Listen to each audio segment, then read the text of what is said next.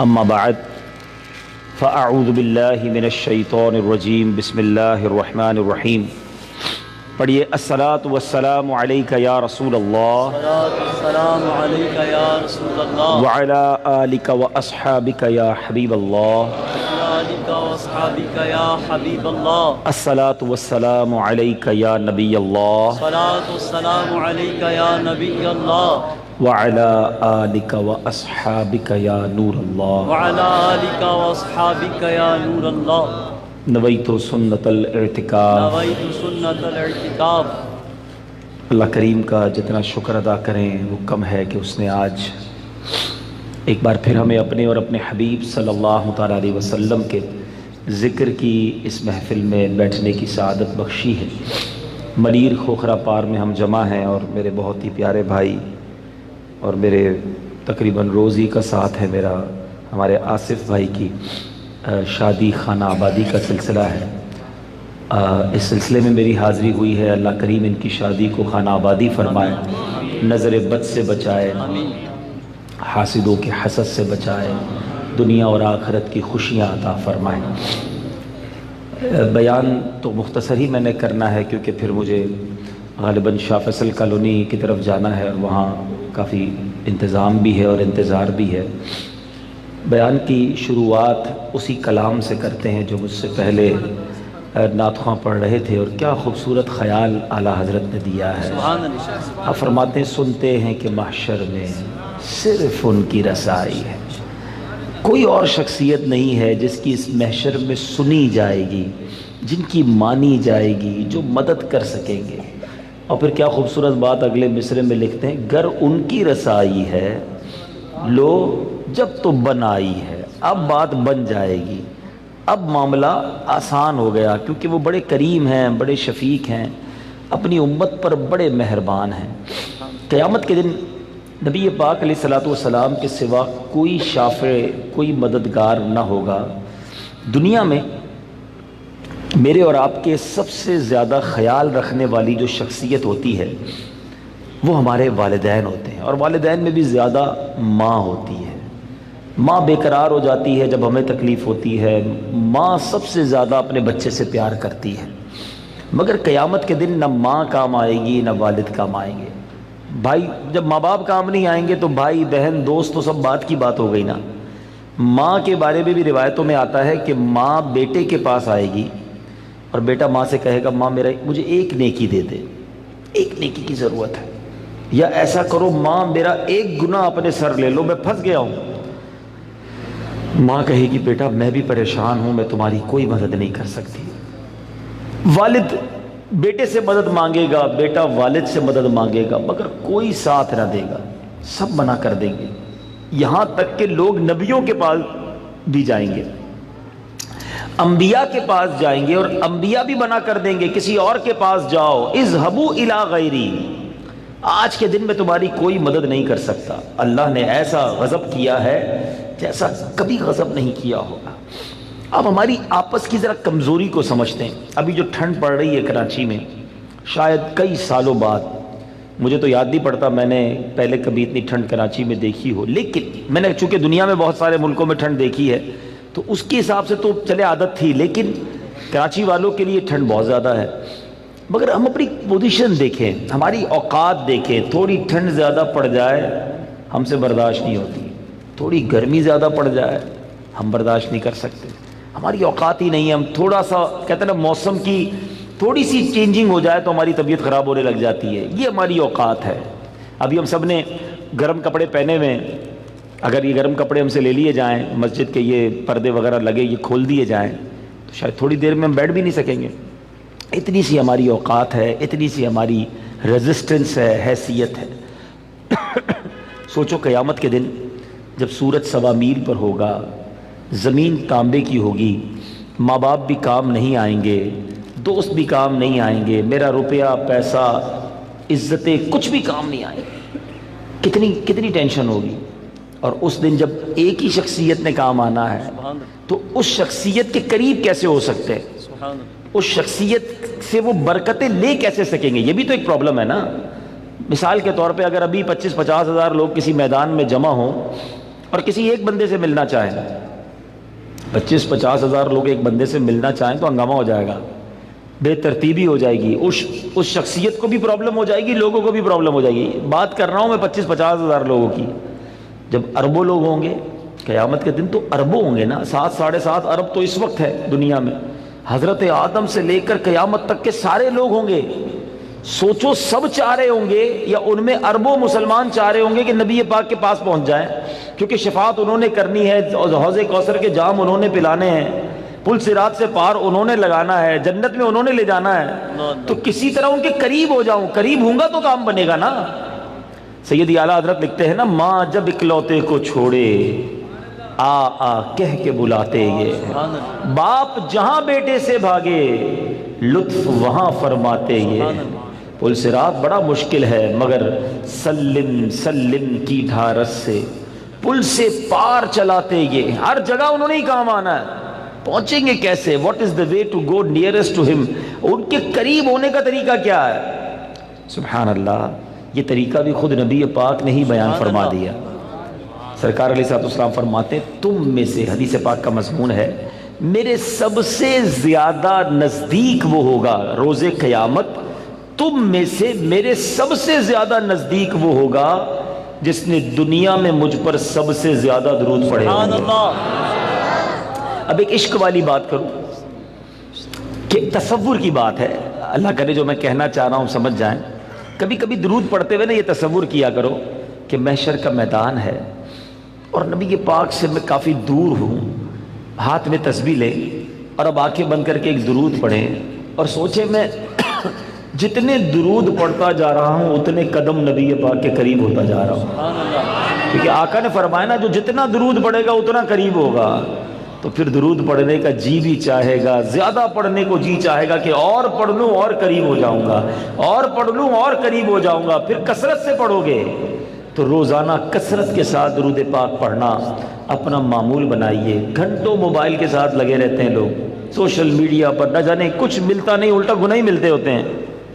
اس mobile کو تھوڑی دیر side پہ رکھا کرو، اپنے ساتھ تسبیح رکھیں، ٹھیک ہے، اور ضرور درود پاک پڑھیں۔ جو وقت آپ موٹر سائیکل پر، بس میں، پیدل چلنے میں گزارتے ہیں، کم از کم اس ٹائم کو تو درود ٹائم بنا لیں، تو انشاءاللہ روزانہ بہت سارا وقت درود پاک پڑھنے میں کامیاب ہو جائیں گے۔ اللہ پاک مجھے اور آپ کو عمل کرنے کی توفیق عطا فرمائے۔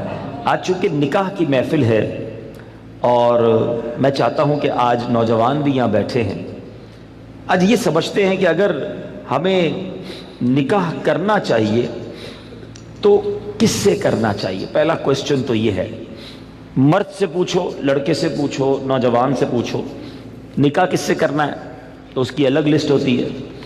لڑکی سے پوچھو آپ کو شادی کرنی ہے تو لڑکا کیسا ہونا چاہیے، اس کی الگ لسٹ ہوتی ہے۔ نارملی ہماری لسٹ کیا ہوتی ہے؟ اگر لڑکے سے پوچھو خوبصورت ہونی چاہیے، پڑھی لکھی ہونی چاہیے، اچھے خاندان سے ہونی چاہیے، اور پھر جو ذرا لالچی قسم کے ہوتے ہیں کہتے ہیں بھئی جہیز بھی اچھا لائے، پیسے بھی زیادہ ہو، مالدار خاندان سے ہو۔ آج کل ایک اور ٹرینڈ بھی چلا ہے بھئی کسی بیرون ملک سے ہو تو مجھے بھی ویزا مل جائے گا۔ نارملی آج کے دور میں شادی کرنے کے لیے لڑکے کے ذہن میں یہ ایک خاکہ ہوتا ہے۔ لڑکی سے پوچھے تو اس کو بھی یہ کہنا ہوگا خوبصورت ہونا چاہیے، اچھا کمانے والا ہونا چاہیے، اس میں ایک دو اضافے شاید وہ کر دے کہ با اخلاق ہو، میرا خیال رکھنے والا ہو، اکیلا ہی ہو دنیا میں تو زیادہ اچھا ہے تاکہ بعد میں ساس بہو کی اور نند کی کوئی ٹینشن ہی نہ رہے۔ ہر طرف سے اپنے ذہن میں ایک خاکہ بنا ہوا ہے۔ آج ہم شریعت کی روح سے سمجھنے کی کوشش کرتے ہیں کہ اسلام کیا کہتا ہے۔ میں مسلمان ہوں، جس نبی کا کلمہ پڑھا ہے، میرے آقا علیہ الصلوۃ والسلام کیا فرماتے ہیں کہ نکاح کیسے کرنا چاہیے، تلاش اگر زوجہ تلاش کرنی ہے تو کیسے کرنی چاہیے اور اس میں کیا دیکھنا چاہیے۔ بڑی مختصر اور بڑی جامع حدیث ہے۔ نبی پاک علیہ الصلوۃ والسلام فرماتے ہیں، اب ذرا غور سے سنیے گا، اور یہ بخاری شریف کی حدیث ہے۔ حضرت ابو ہریرہ رضی اللہ تعالیٰ عنہ اس حدیث کے راوی ہیں۔ نبی پاک علیہ الصلوۃ والسلام نے فرمایا کسی عورت سے نکاح کے لیے 4 چیزوں کو مد نظر رکھا جاتا ہے۔ نارملی 4 چیزیں، یہ 4 میں سے کوئی 1-2 چیزیں لوگ دیکھ رہے ہوتے ہیں۔ نمبر 1 اس کا مال، پیسے والی ہے کہ نہیں۔ نمبر 2 حسب نسب، خاندان کیسا ہے۔ نمبر 3 حسن و جمال، اور نمبر 4، کچھ لوگ ہوتے ہیں جو دینداری بھی دیکھتے ہیں، آقا فرماتے ہیں تمہاری ناک خاک آلود ہو یا تمہارا ہاتھ خاک آلود ہو، تم دیندار عورت کے حصول کی کوشش کرو. یعنی دینداری کو فوقیت دینی چاہیے. احادیث کا یہ مضمون بھی ملتا ہے کہ جو کسی عورت سے عزت کے لیے شادی کرے وہ ذلیل کر دیا جاتا ہے، کوئی دولت کے لیے شادی کرے وہ غریب اور فقیر کر دیا جائے گا، اور جو دینداری کے لیے شادی کرتا ہے اللہ اسے عروج، برکت اور خوشیاں عطا فرماتا ہے. تو موسٹ پریورٹی، پہلی ترجیح کیا ہونی چاہیے؟ یہ ہے تھوڑا سا مشکل. اصل میں یہ باتیں جو ہے نا نوجوانوں کو سمجھ نہیں آتی. جو شادی شدہ ہے نا، یہ شکل و صورت جو ہے نا، یہ اس کی اہمیت بعد میں بہت تھوڑی رہ جاتی ہے. آج نوجوان اور لڑکے لڑکیاں ایک امیجنیشن میں ضرور ہوتے ہیں کہ چہرہ کیسا ہو، خوبصورتی کیسی ہو، لیکن شادی کے کچھ عرصے کے بعد چہرے کی وہ اہمیت نہیں ہوتی جو اخلاق کی ہوتی ہے، جو کردار کی ہوتی ہے، جو گھر گھرستی کی ہوتی ہے. بہت ہی خوبصورت ہو اور بدتمیز بھی ہو، مجھے بتائیں نا ایسے بندے کو دوست بناؤ گے جو بہت خوبصورت ہے، اس جیسا خوبصورت پورے ملیر میں نہیں ہے، مگر بات کرو تو کاٹنے کو دوڑتا ہے. تو جب دوست نہیں بناؤ گے تو بیوی کیسے بناؤ گے، شوہر کیسے بناؤ گے؟ خوبصورتی ہی سب کچھ نہیں ہے زندگی میں. ایک بات، دل خوبصورت ہونا چاہیے، اس کے اندر اخلاق ہونے چاہیے، اور سب سے مین چیز دینداری ہے. اب میں یہاں جو بزرگ بیٹھے ہیں ان سے ایک بات کرنا چاہوں گا کہ چلے یہ تو لڑکوں کی خواہش، لڑکیوں کی بات ہو گئی، ماں باپ کی خواہش کیا ہوتی ہے؟ فیملی ممبر سے پوچھیں، کسی بزرگ سے پوچھیں، بھائی آپ کو اپنے بیٹے کی شادی کرنی ہے، بہو کیسی چاہیے؟ تو وہاں بھی یہی ہوگا، خوبصورت ہو، پڑھی لکھی ہو، سمجھدار ہو، گھر گرستی آتی ہو، خاندان بڑا ہو، بس یہ 4-5 چیزیں. آج رشتہ ڈھونڈتے وقت دینداری کون چیک کرتا ہے؟ آپ نے کبھی یہ سوچا؟ اب میں ایک بڑی عجیب بات کرنے جا رہا ہوں. علماء نے کتابوں میں یہ بات لکھی ہے. جتنے میرے بھائی یہاں بیٹھے ہیں نا جن کی شادیاں نہیں ہوئیں، یہ میں ان سے بات کر رہا ہوں اور جو مجھے لائیو سن رہے ہیں، کہ علماء فرماتے ہیں کہ اس نوجوان پر اپنی ہونے والی اولاد کا حق ہے جس کی ابھی شادی نہیں ہوئی. جی ہاں، جس کی شادی نہیں ہوئی نا، اس کی اپنی اولاد کا ایک حق ابھی سے اس پر ہے. اور وہ حق کیا ہے؟ کہ وہ اپنی ہونے والی اولاد کے لیے اچھی ماں تلاش کرے، کیونکہ ماں ہی پہلی درسگاہ ہے. ماں ہی اچھی نہیں ہے، ماں ہی دیندار نہیں ہے، ماں ہی برے کاموں میں ہے، تو اس کی اولاد کی تربیت کیسی ہوگی؟ یعنی آپ نے اپنی ہونے والی اولاد کے ساتھ ظلم کیا اگر آپ نے ان کے لیے اچھی ماں تلاش نہ کی. سیدی غوث اعظم رضی اللہ عنہ کی ہم نام کی مالا جپتے ہیں، غوث پاک کے غلام کہلاتے ہیں. سارے ہی تقریباً قادری بیٹھے ہوں گے، ہیں پیرانے پیر کے چاہنے والے ہیں نا. غوث پاک کی شان کیا تھی؟ مدرسے میں گئے، قاری صاحب نے کہا پڑھو بسم اللہ الرحمن الرحیم. میرے غوث پاک نے بسم اللہ سے شروع کیا اور 18 پارے زبانی سنا دی. قاری صاحب نے کہا پہلا دن ہے مدرسے میں، پہلے دن تو بچہ بسم اللہ مشکل سے پڑھتا ہے، تم نے زبانی 18 پارے سنا دیے، اور بھی سناؤ. کہ اتنی یاد ہے. کہ کدھر سے یاد کیے؟ کہ میں جب ماں کے پیٹ میں تھا میری ماں 18 پاروں کی حافظہ تھی، ماں تلاوت قرآن کرتی تھی، ماں کے پیٹ میں ہی میں نے قرآن یاد کر لیا. وہ حافظہ تھی تو بچے کو برکت ملی نا. اب جو ماں فلمیں دیکھنے والی، گانے سننے والی، بے پردہ گھومنے والی، نمازیں قضا کرنے والی ہوگی، اس کے پیٹ میں جب بچہ ہوگا تو کیا اثر پڑے گا بچے پر؟ خاتون جنت بی بی فاطمہ نبی پاک علیہ الصلوۃ والسلام کی شہزادی نے حسنین کریمین کو کیسے پالا ہے؟ یہ جنت کے پھول ایسے ہی نہیں ہیں. بی بی فاطمہ جب جھولا جھلاتی تھی تو قرآن کی آیتیں پڑھا کرتی تھی. بچپن سے قرآن سنا ہے حسنین کریمین کے کانوں نے. ہمارے بچے کیا سنیں گے اگر ماں دیندار نہ ہوئی؟ صرف خوبصورتی، صرف پیسہ، صرف جہیز. نہ کریں ایسا، وہ بچے بھی نہ کریں ایسا اور ان کے ماں باپ بھی نہ کریں ایسا. سب سے پہلی چیز رشتہ کرنے سے پہلے جو دیکھنی ہے وہ اس کا عقیدہ دیکھو، اس کے ایمان کیسا ہے.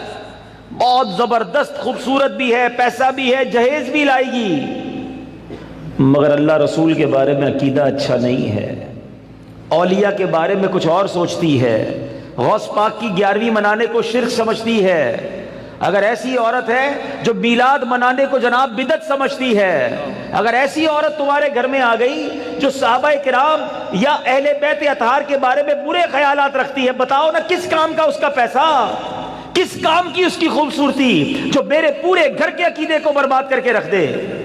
اس باپ پر تف ہے اور اس نوجوان پر بھی تف ہے کہ جس نے شادی کرتے وقت یہ نہ دیکھا کہ میری ہونے والی جو بیوی ہے اس کا عقیدہ کیا ہے، اور پھر نماز پڑھتی ہے کہ نہیں، پردہ کرتی ہے کہ نہیں۔ ارے اگر بے نمازی اور بے پردہ عورت تمہارے گھر میں آتی ہے تو وہ کیا بچے کی تربیت کرے گی، اور تمہارے آئندہ آنے والی نسلوں کا کیا ہوگا۔ اور اسی طرح جو میری بہنیں مجھے سن رہی ہیں، اور وہ مائیں جو مجھے سن رہی ہیں، وہ والد جو مجھے سن رہے ہیں کہ جو اپنی بچیوں کے لیے رشتہ تلاش کر رہے ہیں، کیا دیکھتے ہیں؟ بچہ دکھتا کیسا ہے؟ ارے بھائی دکھنے میں کمزور ہوگا پھر بھی چلے گا، پیسے کتنے کماتا ہے یہ بتاؤ، ہیں؟ خاندان کیسا ہے؟ اچھا پھر ہم 2-3 برائیاں چیک کرتے ہیں، یہ بھی بڑا عجیب معاملہ ہے۔ کیا چیک کرتے ہیں؟ شراب تو نہیں پیتا، جوا تو نہیں کھیلتا، نشہ تو نہیں کرتا، بس یہ 2-3 برائیاں ہی چیک کرنی ہے۔ یقیناً شراب پینا حرام ہے، جوا کھیلنا حرام ہے، نشہ کرنا اچھا نہیں ہے، لیکن نماز نہ پڑھنا کوئی گناہ نہیں ہے، سب سے بڑا گناہ ہے۔ اچھا پھر یہ تینوں چیزیں پتہ ہے کیوں چیک کرتے ہم؟ اپنے دل سے پوچھو، گناہ ہے اس لیے یا لوگوں کو برا لگتا ہے اس لیے؟ خاندان کا نام خراب ہو جائے گا نا، کسی نشئی کو داماد بنا لیا، کسی شرابی کو داماد بنا لیا، اپنی بیٹی کسی جواری کے ہاتھ میں دے دی، لوگ کیا کہیں گے؟ اس لیے اللہ ناراض ہوگا اس کی فکر نہیں۔ اگر اس کی فکر ہوتی تو پہلے یہ چیک کرتے اس کا عقیدہ کیا ہے۔ ایسا بھی ہوا ہے، ہم نے دیکھا ہے کہ اپنے باپ نے اپنی بیٹی کو پردہ کرایا ساری زندگی، اولیاء کرام صحابہ کی محبت گھر میں تھی، 11ویں 12ویں نظر و نیاز لنگر ہوتا رہا گھر میں، اور ایسی جگہ بیٹی بیاہ دی کہ شادی ہونے کے بعد سسرال والوں نے کہا کہ پردہ ختم کرو، ہمیں پردہ اچھا نہیں لگتا، اور خبردار آئندہ اولیاء کرام کا نام لیا۔ اب باپ سر پکڑ کے روتا ہے، پتہ نہیں اپنی بیٹی کدھر دے دی۔ اب خیال آیا تمہیں، پہلے نہیں سوچنا تھا؟ رشتے میں سب سے پہلے عقیدہ ہے، سب سے پہلے اس کا ایمان ہے، وہ سوچتا کیا ہے، وہ لڑکی کے بارے میں ہو یا لڑکے کے بارے میں ہو۔ پھر دوسری بڑی اہم بات، آپ یہ تو چیک کرتے ہو کماتا کتنا ہے، یہ پوچھا کیسے کماتا ہے، پیسے کتنے کماتا ہے یہ بتاؤ، گاڑی ہے، اسکوٹر ہے، گھر ہے، تنخواہ کتنی ہے، تنخواہ حلال کی ہے یا حرام کی ہے؟ سود تو نہیں کماتا۔ سود کا کام کرنے والا وہ ہے جو اللہ سے جنگ کر رہا ہے۔ حدیثیں پڑھی ہے نا، سنی ہے آپ نے؟ مجھے بتاؤ، آپ نے اپنی بیٹی اس کے ہاتھ میں دے دی جو اللہ سے جنگ کر رہا ہے، اس کا گھر چلے گا؟ اللہ سے جنگ کر کے کوئی جیتا ہے؟ برباد ہی ہونا ہے۔ نہیں چیک کرتا کوئی نہیں پوچھتا کدھر سے کماتے ہو، حلال ہے، سچ بولتا ہے، ملاوٹ تو نہیں کرتا، رشوت کا کام تو نہیں، کسی ایسے محکمے تو نہیں ہے، کسی ایسے ڈپارٹمنٹ میں نوکری تو نہیں کرتا جدھر رشوت لے کر آتا ہے۔ ارے آپ کی بیٹی کو روز حرام کھلائے گا اور آنے والے بچوں کو بچپن سے حرام کھلائے گا، آپ نے کدھر بچی دے دی؟ کوئی اس بارے میں بات کرنے کے لیے تیار نہیں ہے، کوئی سوچتا ہی نہیں ہے۔ ایسا نہ کرو، صرف خوبصورتی اور پیسہ ہی سب کچھ نہیں ہے، زندگی گزارنی ہے میاں بیوی کو، اور آنے والی نسلیں آنے والی ہیں، ان بچوں کا سوچو جو بعد میں پیدا ہونے والے ہیں، اور ماں سب سے پہلی درسگاہ ہے۔ اللہ کرے، اور سبحان اللہ، یہ جو میں اور آپ دعا کرتے ہیں نا، اللہم ربنا آتنا فی الدنیا حسنہ وفی الآخرۃ حسنۃ وقنا عذاب النار، اس کا ترجمہ کیا ہے؟ اے اللہ ہماری دنیا بھی اچھی کر دے، ہماری آخرت بھی اچھی کر دے، اور ہمیں عذاب قبر سے بچا۔ علماء کرام فرماتے جو یہ وفل اللہم ربنا آتنا فی الدنیا حسنہ، اے اللہ ہماری دنیا اچھی کر دے، اس کی تفسیر میں علماء نے لکھا کہ دنیا اچھی ہونے کا مقصد ہے کہ اللہ اچھی بیوی عطا فرما دے۔ اچھی بیوی سے بڑی نعمت نہیں ہے کوئی، یقین کرو۔ خوش ہے، خوشحال ہے، مبارک ہے وہ شخص جس کو اللہ نے نیک پارسا اور اچھی بیوی، با اخلاق بیوی عطا کر دی ہے۔ یقین کریں اتنے دکھی ہیں لوگ، اتنے پریشان ہیں گھر کی وجہ سے کہ گھر میں روز جھگڑے، روز لڑائی، مار کٹائی۔ یقیناً اس میں مرد کا بھی پرابلم ہے، مگر عورت اچھی ہونی چاہیے، اور یہ تلاش کرنا چاہیے نیک پارسا بیوی، با اخلاق بیوی، نمازی اور با پردہ بیوی۔ تو اے میرے نوجوانوں اور اے میرے بزرگوں، آج جو میں چند منٹ آپ سے جو بات کرنے آیا ہوں، یہی بات، ایک نکاح کی محفل ہے نا، میں اسی بات کو اجاگر کرنے آیا ہوں کہ جب رشتہ کرو، چاہے اپنی بچی کے لیے کرو، چاہے اپنے بچے کے لیے کرو، پہلے دیکھو سامنے والا دیندار ہے کہ نہیں، اللہ کو راضی کر رہا ہے کہ نہیں، حرام تو نہیں کما رہا، حرام کام تو نہیں کر رہا، نماز پڑھ رہا ہے کہ نہیں۔ انشاءاللہ آپ اچھا مجھے اس کا جواب پتہ ہے شیطان کیا دے گا؟ ارے جناب یہ ایسے رشتے ملتے کہاں ہیں، اب مولانا صاحب تو کہہ کے چلے جائیں گے آج کے دور میں ویسے ہی ایسے لڑکے نہیں ملتے، ایسی لڑکیاں نہیں ملتی۔ دیکھیں اگر مجھے وہ دن یاد ہے، میری شادی کو تقریباً 26 سال ہو گئے، ٹھیک ہے، 25 سال پہلے الحمدللہ اس وقت بھی میری داڑھی تھی۔ آج تو بچہ داڑھی رکھ رہا ہے، میں وہ دن یاد ہیں جب داڑھی رکھنے والوں کا مذاق اڑایا جاتا تھا اور لوگ کہتے تھے داڑھی رکھ لو گے تو بیوی کون دے گا، شادی کون کرے گا۔ یاد رکھیں ایسا کچھ بھی نہیں ہے، اللہ نے جوڑے بنائے ہوئے ہیں، جو نصیب میں ہے وہ ہو کر رہے گا۔ اگر سارے لوگ دیندار لوگوں کو تلاش کرنا شروع کر دیں انشاءاللہ لڑکے دیندار ہونا شروع ہو جائیں گے۔ اگر یہ ڈیمانڈ معاشرے میں کریٹ ہو جائے کہ بے پردہ لڑکی سے شادی نہیں کرنی، لڑکیاں با پردہ ہونا شروع ہو جائیں گی۔ پرابلم یہ ہے آج ڈیمانڈ یہ برقعے والی نہیں چاہیے، تو بیچاری برقعے والیاں بے برقع اتار رہی ہیں، بے پردہ ہو رہی ہیں کہ ان کے رشتے ہو جائیں۔ یہ میں نے اور آپ نے کلچر ڈیولپ کرنا ہے۔ آج دعوت اسلامی میں لاکھوں بائی ماما داڑھی والے اسلامی بھائی ہیں، لاکھوں اسلامی بہنیں پردہ کرتی ہیں، کیا ان کی شادیاں نہیں ہوتی؟ ہونے کو ان کی بھی ہو جاتی ہیں۔ ہمت کرنی چاہیے۔ یاد رکھو تم ایک رشتے کو اس لیے ٹکراؤ کہ یہ اللہ کا نافرمان ہے، اللہ بہترین رشتہ دیندار تمہارے گھر کی چوکھٹ تک بھیج دے گا۔ بھروسہ تو کرو نا اللہ پر۔ اس لیے لڑکی دے دی کہ دوسرا رشتہ نہیں ملے گا، اس کا مطلب تمہیں رب پر بھروسہ نہیں ہے۔ یہ ساری باتیں نا شیطان دماغ میں لاتا ہے۔ مثال کے طور پہ جب حرام روزی پر بات کرو نا، حرام نہ کمایا کرو، جھوٹ بول کر پیسے نہیں کمایا کرو، رشوت کا کام مت کیا کرو، تو شیطان دماغ میں بات ڈالتا ہے یار اگر یہ چھوڑ دوں گا تو گھر کیسے چلے گا۔ جب بھی حرام کی بات کرتے نا تو انسان پہلی باری میں سوچتا ہے ہاں چھوڑ دینا ہے، پھر پیچھے سے شیطان یہ خیال ڈالتا ہے نہیں چھوڑنا نہیں، بچوں کا کیا ہوگا، گھر کا خرچہ کیسے چلے گا۔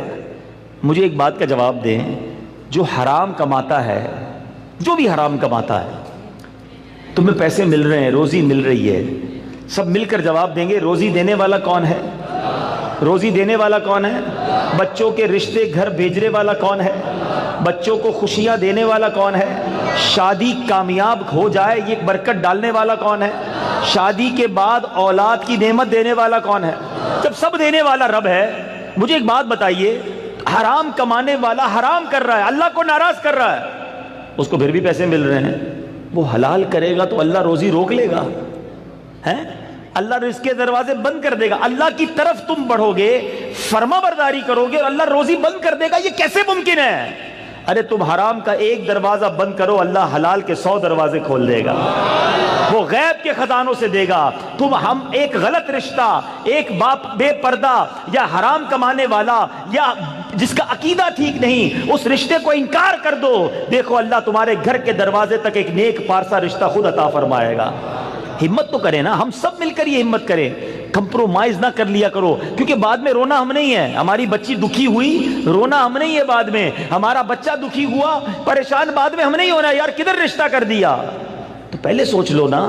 تو شریعت مجھے اور آپ کو ایک گائیڈ لائن دیتی ہے کہ نکاح سے پہلے کیا دیکھنا ہے، کیا سوچنا ہے، پریورٹی اور ترجیح کس کو دینی ہے۔ حدیث پاک میں ایک اور بڑا پیاری حدیث ہے جس کا مضمون ہے بہترین نکاح وہ ہے کہ جس میں خرچہ کم ہو، جس میں فریقین پر وزن کم ہو۔ آج کل تو نکاح کو اتنا قیمتی، اتنا مہنگا اور اتنے رسم و رواج، او ہو بھائی، اب غریب آدمی، اچھا غریبوں کا بھی الگ مزاج ہے، قرضہ لے لیں گے، رسمیں پوری کرنی ہیں، لوگ کیا کہیں گے، رشتہ دار کیا کہیں گے، یہ والا فنکشن نہیں کیا، یہ والے کپڑے نہیں سلوا، لوگوں کے چکر میں خود مقروض ہو گئے، لوگ دیں گے تمہارا قرضہ بعد میں آ کے، منع کر دے نہیں ہے بھائی ہمارے پاس، ہم اتنا ہی کھلا سکتے ہیں، ہم اتنا ہی کام کریں گے، اتنا بڑا کرنا ہے لوگوں کو دکھانے کے لیے، بعد میں ساری زندگی نوکری کر کے قرضہ اتارنا ہے۔ تو یہ رسم و رواج کو چھوڑیں، شریعت نے بہت سادہ رکھا ہے نکاح۔ یہ بڑا اچھا ہے کہ مسجد میں نکاح ہو رہا ہے، مسجد میں نکاح کرنا افضل لکھا، اللہ کے گھر کی برکتیں بھی ملیں گی نا۔ تو جتنا دکھلاوا، جتنی اب یہ ریس ہے کہ کبھی بھی ختم نہیں ہوگی، ہاں ہر سیر پر سوا سیر موجود ہے، آپ کا یار اس نے اپنی شادی ایسے کی میں اس سے آگے کروں گا تو اگلا اس سے آگے کر لے گا، پھر کیا کرو گے؟ اس چکر میں اپنے اوپر قرضہ نہ ڈالیں، بلکہ میں تو پرسنلی یہ سمجھتا ہوں کہ لوگوں پر خرچ کرنے کے بجائے بچوں پر خرچ کر لیں جن کی شادیاں ہیں، انہیں مدینے بھیج دیں بھائی، کہ جاؤ دونوں شادی کرو مدینے جاؤ، ہم مہمانوں کو نپٹ لیں گے خود ہی۔ اور مہمانوں نے کھانا کھا کے بھی غیبت کرنی ہے، نہ کھا کر بھی غیبت ہی کرنی ہے، جتنا بھی کھلا دو باہر نکل کے یہی کہنا دیکھو کتنے کنجوس ہیں. اور اللہ کے بندو اس پوری دنیا کو ہم خوش نہیں کر سکتے. تو جو شریعت کی احکام، یقیناً ولیمہ کرنا سنت ہے، کرنا چاہیے، لیکن دکھلاوا اور بہت زیادہ اور بڑا سا کرنا اور اتنی ساری ڈشیں رکھنا، جیب اجازت نہیں دے رہی پھر بھی کرنا، ان چکروں میں ہمیں نہیں پڑنا چاہیے. اللہ کرے دل میں اتر جائے میری بات. اللہ پاک جن بچوں کی شادیاں نہیں ہوئیں، جو بچیاں گھر پہ ہیں، اللہ ان کو نیک پارسا اچھے رشتے عطا فرمائے، خوشحال زندگی نصیب فرمائے. جو بچوں کی شادیاں ہو گئیں، اللہ ان کے گھرانوں میں بھی خوشیاں عطا فرمائے. جن کے گھروں میں ناچاکیاں ہیں، اللہ امن و سکون عطا فرمائے. جو بے اولاد ہیں میرے مولا انہیں نیک اور صالح اولاد نصیب فرما. اور بالخصوص ہمارے بھائی اللہ پاک آصف اتاری بھائی کی شادی کو خانہ آبادی فرمائے. اب انشاءاللہ نکاح کی طرف ہم چلیں گے، تو نکاح کے لیے جو اسلامی بھائی وغیرہ رشتہ دار وغیرہ آگے آ جائیں اور فارم وغیرہ ہو تو وہ بھی لے آئیں. صلو علی الحبیب. 2 جملے مسجد کی تعمیرات کے لیے بول رہے ہیں. ارے واہ ماشاءاللہ، درود پاک پڑھ لیں. صلو علی الحبیب. کیا نام ہے مسجد کا؟ زکریا مسجد. توبوا إلى الله صلوا على الحبيب.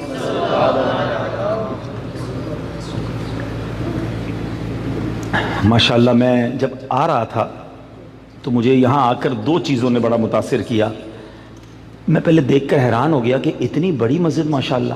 جب میں باہر آیا تو بڑا زبردست اس کا ایلیویشن تھا اور بڑا زبردست اس کی ایک لک ہے.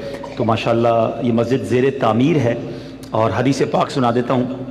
حدیث پاک کا مضمون ہے، جو اللہ کے لیے مسجد بناتا ہے اللہ اس کے لیے جنت میں گھر بناتا ہے. ہم سب کے پاس چھوٹے بڑے گھر دنیا میں ہیں، کوئی کرائے پہ ہوگا، کوئی اپنے گھر میں ہے. جنت میں گھر ہے کہ نہیں ہے ہمیں نہیں پتہ. اے ملیر والوں، کھوکھرا پار والوں، سوشل میڈیا پہ جو مجھے دیکھ رہے ہیں، بہت پیاری مسجد بن رہی ہے ماشاءاللہ. اور ابھی یہ زیر تعمیر ہے، اس میں یقیناً بہت سارا خرچہ باقی ہے. جن کو اللہ نے نوازا ہے اپنی حیثیت کے مطابق، ورنہ جتنے بیٹھے نا، یہ میں آپ کو بتا دوں، ایسا نہیں ہے کہ جو 1 لاکھ روپے دے گا اللہ اس کو جنت میں گھر دے گا. میرا رب بڑا کریم ہے. ہاں، جو تھوڑا حصہ ملائے گا اللہ اس کو بھی جنت میں گھر دے دے گا. کریم کی خزانوں میں کمی نہیں ہوتی ہے. تو سب اپنا اپنا حصہ ضرور ملائیے گا. تو نیت میں نے بھی کی ہے، تو میں اپنے والدین کے ایصال ثواب کے لیے امام صاحب کو پیش کر دیتا ہوں. تو باقی لوگ بھی حصہ ملائیں. اور 2 کروڑ دوسری بات، اچھا 2 کروڑ لگ چکے ہیں. اور تقریباً 1.5 سے 2 کروڑ جی ماشاءاللہ، بڑی عالی شان. 1.5 کروڑ روپے ایک مزید. دفعہ آئے تھے اس مسجد. اچھا میں آ چکا ہوں. بالکل سنگل تھی اس وقت. ارے واہ ماشاءاللہ، نہیں بہت پیاری بن رہی ہے. 1.5 کروڑ میں انشاءاللہ اور بھی آپ کی مدد کرواؤں گا انشاءاللہ. اچھا دوسری بات جو مجھے کرنی تھی کہ ہاں میں یہ کہہ رہا تھا، مجھے 2 باتیں بڑی اچھی لگی جب میں مسجد میں آ رہا تھا. تو ایک تو مسجد کی تعمیر، اور دوسری ماشاءاللہ جو نعت خواہ نعت پڑھ رہے تھے، سبحان اللہ، اللہ ان کو برکت دے. ایک تو کلام بھی کمال کا اور انداز بھی کمال کا، اللہ ان کو نظر بد سے بچائے. تو میں جب آ رہا تھا تو میں نے یہ سوچا تھا کہ ذرا یہ کلام اور سنیں گے، تو ماشاءاللہ ہم نے سنا بھی آ کر. تو اب انشاءاللہ ہم نکاح کی طرف ہیں. کاغذات وغیرہ ریڈی انشاءاللہ. تو لینے ہیں سائن؟ سائن تو بعد میں بھی ہو جائیں گے، ٹھیک ہے نا، ہم نکاح پڑھا لیتے ہیں، سائن بعد میں ہو جائیں گے. وکالت ہو گئی ہے، لڑکی سے وکالت وغیرہ لے لی انشاءاللہ. تو میں نکاح کا خطبہ پہلے پڑھ لیتا ہوں جب تک آپ. اچھا صلو علی الحبیب صلی اللہ علیہ وسلم. سہرے کے 2-3 شعر پڑھ دیں، سہرا پڑھ دیں 2-4 شعر، یہ بعد میں پڑھیں گے نکاح کے. ٹھیک ہے ٹھیک ہے. تو اب آپ مجھے اجازت دے دیں. ٹھیک ہے، آپ مجھے اجازت دے رہے ہیں نا؟ ٹھیک ہے. پھر جب کون کے بارے میں پھر خطبہ. اچھا محمد آصف بن ادریس کو، ٹھیک ہے. اس کے لیے آپ کے پاس وکیل گئے تھے تو ٹھیک ہے، وہ مجھے آپ پیپر دیں گے جس میں جو نکاح کا پیپر جو ہے. تو اب یہ رکھیں، میں نکاح کا خطبہ پہلے دے دوں انشاءاللہ. اب نکاح کا خطبہ ہوگا، اور جب بھی نکاح کا خطبہ دیا جائے تو اس کو بھی اسی طرح توجہ سے سننا ہے جس طرح جمعے کے خطبہ کو سنتے ہیں. تو کسی قسم کی گفتگو اور ہلنا جلنا نہیں ہونا چاہیے. تو باادب بیٹھ جائیں انشاءاللہ. اب نکاح کا خطبہ دیا جائے گا اس کو.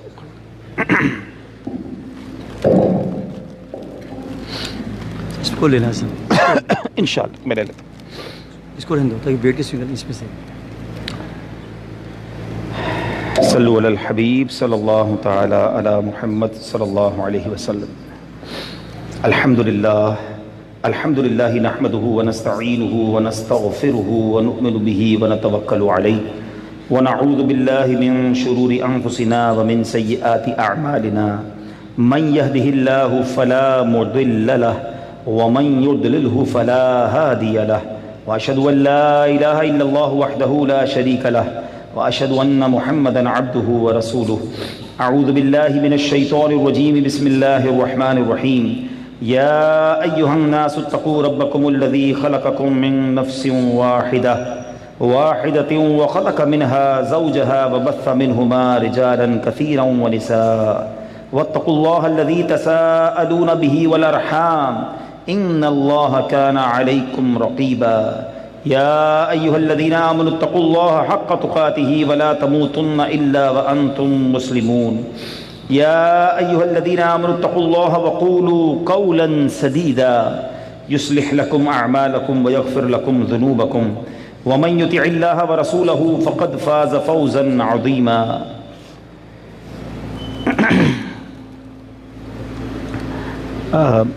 اس کو آگے لے آئے. جی یہ تو وکیل ہیں. اچھا، دولہا کا نام جو ہے محمد آصف بن محمد، 12,000 روپے حق مہر ہے. اور آپ کا نام قاسم اتاری ہے. میں پہلے آپ سے اجازت لوں گا نا، آپ سے سب کے سامنے لینی ہوگی نا. ٹھیک ہے. آصف بھائی آپ بھی اور جتنے یہاں موجود اسلامی بھائی ہیں، جو میں کہتا جاؤں مل کر دہراتے جائیں. بسم اللہ الرحمن الرحیم. الصلاۃ والسلام علیک یا رسول اللہ وعلی آلک واصحابک یا حبیب اللہ. لا الہ الا اللہ محمد الرسول اللہ صلی اللہ تعالی علیہ وسلم. یا اللہ عز و جل، اگر مجھ سے آج تک کوئی کفر ہو گیا ہو تو میں اس سے توبہ کرتا ہوں. یا اللہ میرے سارے گناہ معاف فرما. مرید ہوتا ہوں میں خاندان عالی شان قادریہ رضویہ اتاریہ میں نے اپنا ہاتھ آپ کے ذریعے سے سرکار بغداد، میں نے آپ کے ذریعے سے میں نے اپنا ہاتھ امیر اہل سنت دامت برکاتہم العالیہ کے ہاتھ میں دیا اور ان کے ذریعے سرکار بغداد حضور غوث پاک رضی اللہ تعالی عنہ کے ہاتھ میں قبول دیا.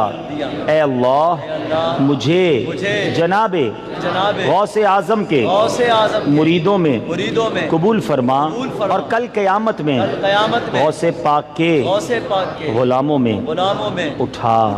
صلاۃ والسلام علیک یا نبی اللہ وعلی آلک واصحابک یا نور اللہ. جناب محمد قاسم اتاری صاحب، پہلے آپ مائک لیں گے. قاسم بھائی کو مائک دیجیے گا. قاسم بھائی، آپ نے اریبہ خان بنت شفیق احمد خان سے اس بات کی اجازت لی ہے کہ 12,000 روپے حق مہر کے عوض ان کا نکاح محمد آصف اتاری بن محمد ادریس اتاری سے کروایا جائے. آپ نے اجازت لی ہے. اور آپ کے ساتھ ندیم احمد صاحب کون تھے؟ ندیم صاحب آگے آئیے. اور اشفاق احمد صاحب وہ بھی آگے آ جائیں. کیا آپ دونوں اس بات کے گواہ ہیں، ندیم صاحب اور اشفاق صاحب، کہ اریبہ خان بنت شفیق احمد خان نے جناب قاسم اتاری صاحب کو اس بات کی اجازت دی کہ ان کا نکاح محمد آصف اتاری بن محمد ادریس اتاری سے 12,000 روپے حق مہر کے عوض کرا دیا جائے؟ آپ دونوں گواہ ہیں اس بات کے؟ جی تشریف رکھیں. جناب قاسم صاحب، آپ مجھے اجازت دیتے ہیں کہ میں آپ کی موکلہ اریبہ خان بنت شفیق احمد خان کا نکاح محمد آصف اتاری بن محمد ادریس اتاری سے 12,000 روپے حق مہر کے عوض کروا دوں؟ ٹھیک. آصف بھائی کو مائک دیجیے گا. جناب محمد آصف اتاری بن محمد ادریس اتاری، میں ان تمام مسلمان گواہوں کی موجودگی میں جناب محمد قاسم اتاری صاحب کی اجازت سے ان کی موکلہ اریبہ خان بنت شفیق احمد خان کو 12,000 روپے حق مہر کے عوض آپ کے نکاح میں دیتا ہوں. کیا آپ نے اریبہ خان بنت شفیق احمد خان کو اپنے نکاح میں قبول کیا؟ آپ کہیں گے میں نے قبول کیا. جناب محمد آصف اتاری بن محمد ادریس اتاری، میں ان تمام مسلمان گواہوں کی موجودگی میں جناب محمد قاسم اتاری صاحب کی اجازت سے ان کی موکلہ اریبہ خان بنت شفیق احمد خان کو 12,000 روپے حق مہر کے عوض آپ کے نکاح میں دیتا ہوں. کیا آپ نے اریبہ خان بنت شفیق احمد خان کو اپنے نکاح میں قبول کیا؟ جناب محمد آصف اتاری بن محمد ادریس اتاری، میں قاسم اتاری صاحب کی اجازت سے ان کی موکلہ اریبہ خان بنت شفیق احمد خان کو ان تمام مسلمان گواہوں کی موجودگی میں 12,000 روپے حق مہر کے عوض آپ کے نکاح میں دیتا ہوں. کیا آپ نے اریبہ خان بنت شفیق احمد خان کو اپنے نکاح میں قبول کیا؟ قاسم بھائی اب مائک لیں گے اور آپ کہیں گے میں نے اس نکاح کو نافذ کیا. میں نے اس نکاح کو نافذ کیا. ماشاءاللہ، بہت بہت مبارک ہو. ماشاءاللہ ماشاءاللہ. اب یہ سائن وغیرہ کر لیں انشاءاللہ. الحمدللہ رب العالمین والصلاة والسلام علی سید الانبیاء والمرسلین. یا ارحم الراحمین یا ارحم الراحمین یا ارحم الراحمین. یا ربنا یا ربنا یا ربنا یا ربنا یا ربنا یا اللہ یا رحمان یا رحیم. رب کریم جو آج نکاح وقوع پذیر ہوا اس کو اپنی بارگاہ میں قبول فرما. اے اللہ زوجین کو آپس میں پیار محبت اتفاق نصیب فرما. اے اللہ حاسدوں کے حسد سے بچا، بد نظروں کی بد نظری سے بچا، شیطان کے شر سے بچا، جادو ٹونے آسیب سے بچا، زمینی آسمانی بلاؤں سے بچا. اے اللہ ان دونوں خاندانوں کو محبت اتفاق اور پیار سے رہنا نصیب فرما. آپس کے لڑائی جھگڑوں سے محفوظ فرما. نبی پاک اور خاتون جنت بی بی خدیجۃ الکبریٰ رضی اللہ تعالی عنہا کے درمیان محبت و الفت کا انہیں صدقہ نصیب فرما. خاتون جنت بی بی فاطمہ اور مولا کائنات مولا علی کرم اللہ تعالی وجہ الکریم کے مبارک جوڑے کی انہیں برکت عطا فرما. اے اللہ ماں باپ کا ہاتھ پکڑ کے جنت میں لے جانے والی انہیں اولاد عطا فرما. زوجین کو بار بار حرمین طیبین کی حاضریہ نصیب فرما. اس طرح مہکا کرے یہ گھر کا گھر سب یا خدا، پھول جیسا کہ مہکتے ہیں مدینے کے صدا. یہ میاں بیوی رہیں جنت میں یکجا اے خدا. یا الہی ہے یہی عطار کے دل کی دعا. اور بھی مولا کریم جو پرچیاں آئی ہیں جو بیمار ہیں انہیں شفا عطا فرما. اے اللہ جو پریشان ہیں ان کی پریشانیاں دور فرما. بے روزگاروں کو رزق حلال عطا فرما. قرض داروں کے قرضے اتر جائیں. ہمارے مرحومین کی مغفرت فرما، ہماری بھی مغفرت فرما. رب یسر ولا تعسر وتمم لنا بالخیر یا فتاح وبک نستعین ببرکۃ ان اللہ وملائکتہ یصلون علی النبی یا ایہا الذین آمنوا صلوا علیہ وسلموا تسلیما. صلی اللہ علی النبی الامی وآلہ صلی اللہ علیہ وسلم صلاۃ و سلاما علیک یا سیدی یا رسول اللہ. جب دم واپسی ہو یا اللہ، سامنے ہو روضہ رسول اللہ اور لب پہ ہو لا الہ الا اللہ محمد الرسول اللہ صلی اللہ علیہ وسلم.